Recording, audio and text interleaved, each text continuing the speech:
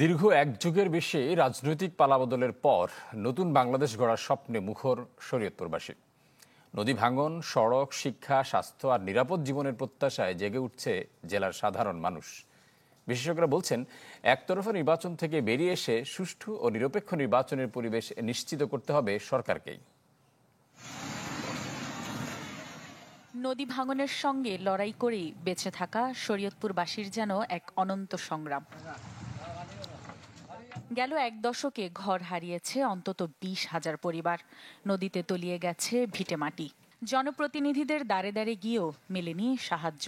তাই এবারের নির্বাচন ঘিরে দীর্ঘদিনের এসব সমস্যার সমাধান চান স্থানীয়রা।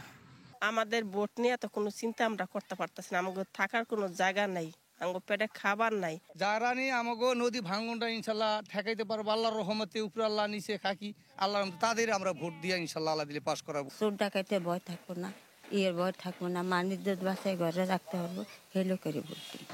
শরীয়তপুর জেলার আরেক বড় সমস্যা সড়ক যোগাযোগ।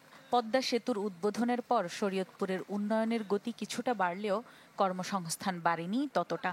তাই এবারের ভোট তাদের কাছে সুযোগ আর নিরাপত্তার প্রতিশ্রুতি। আজকে গেলে প্রতিদিনই মানুষ অ্যাক্সিডেন্ট হয়েছে, মানুষ প্রতিদিনই সমস্যা পাচ্ছে। সামনে আমরা যে আগাইবো আর যে এটা নিয়ে গণতান্ত্রিক একটি প্রক্রিয়া, একটি ইলেকশন হবে। এই ইলেকশনে সকল জনগণ মিলে ঐক্যবদ্ধভাবে ভোট কেন্দ্রে যাবে। আমরা চাই সুষ্ঠু নির্বাচন, যেখানে সম্পূর্ণ ব্যক্তি স্বাধীনতা থাকবে।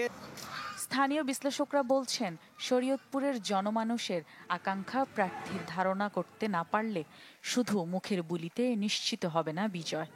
আমরা বিশ্বাস করি এবার একটা সুষ্ঠু সুন্দর পরিবেশে একটা ক্রেডিবল ইলেকশন হবে। তরুণ প্রজন্ম যারা কখনোই ভোট দিতে পারে নাই, আর আমরা যারা বিগত 17 বছর ভোটাধিকার প্রয়োগ করতে পারি নাই, আমরা একটা শান্তিপূর্ণ পরিবেশে এবার ভোট দিতে চাই। শরীয়তপুর জেলার 3টি সংসদীয় আসনে মোট ভোটার 11,49,843 জন। Desk report, channel 24। নতুন বাংলাদেশ গড়তে এলো জুলফিকার স্টিল। জুলফিকার স্টিল, ইস্পাত দৃঢ় অঙ্গীকার।